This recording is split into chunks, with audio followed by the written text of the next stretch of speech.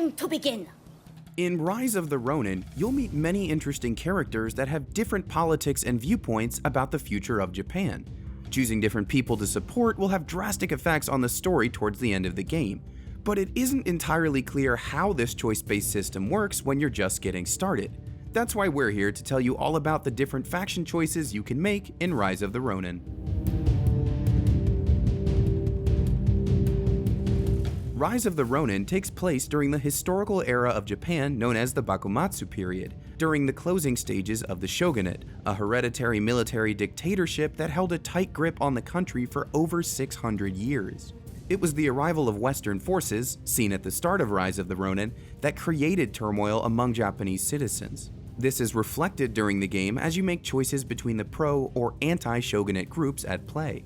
Increasing your support for a faction will raise your bond level with them, which will provide a wealth of rewards over the course of the game, including titles that other players can see, as well as skill books, cosmetics, and gear aligned with that faction.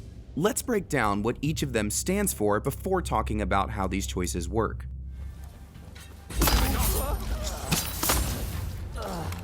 The Anti-Shogunate Faction is composed of those who oppose the domineering shogunate military force, and they're emboldened by those caught in the economic turmoil following the end of Japan's national seclusion. The Anti-Shogunate Faction is largely led by members of the Choshu clan who still remember their defeat at the hands of the Tokugawa clan that would become the shogunate.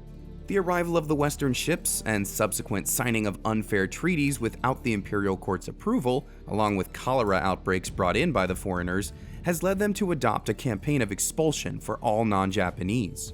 This in turn puts them in fierce opposition with Naosuke-ii, the chief minister of the shogunate, who has made it his goal to crack down on dissidents and imperial loyalists. These expulsionists follow the prominent moral leader Shoin Yoshida and his favored students and pupils, Kogoro Katsura, Genzui Kusaka, and Shinsaku Takasugi. By siding with the anti-shogunate faction, you'll seek to undo the military rule that has overtaken Japan in order to restore leadership in the imperial court, while removing foreign threats by any means necessary.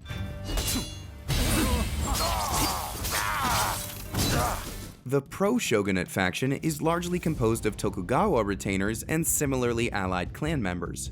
The shogunate rule above even the imperial court and the emperor.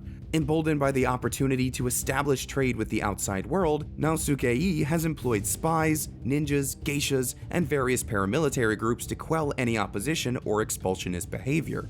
Similarly, the arrival of Western warships has provided the shogunate's naval commissioner Kaishukatsu the means to further the military's goals. Though largely led by the chief minister and naval commissioner, this faction's members also include those allied with its interests. This includes Western forces like the Americans, led by Matthew Perry, or the British, led by Rutherford Alcock. By siding with the pro-shogunate faction, you'll seek to preserve the authority of the shogunate and quell the disorder that has risen in response to foreign presence, ensuring that trade remains free and open to Western forces.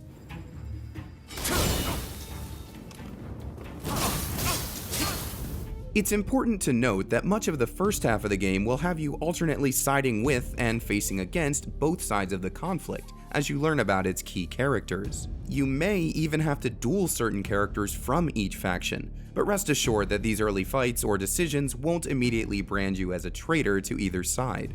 It won't be until you reach the third part of the game, set in the region of Kyoto, that you'll be forced to finally pick a side, which should give you plenty of time to figure out which faction seems more appealing to you. Before reaching Kyoto, there will be certain decisions you make that influence who or what you'll be fighting for in a given mission. Depending on who you accept the mission from, you may find certain allies will not join you in a story mission. For example, an early mission to infiltrate the US consulate will let you choose from several anti-shogunate allies if you join them to kill the consul, or some unaffiliated allies if you storm in to protect the consul.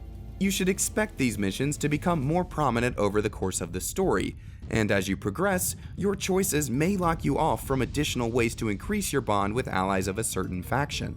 Because of this, you may want to consider basing your decisions on which allies you want to establish a better bond with, though there are some opportunities to take on bond quests regardless of your faction decisions. And that's what you need to know about the two big factions in Rise of the Ronin. If you need more explainers for combat, leveling up, or what to do first upon starting the game, you can head on over to our wiki on IGN.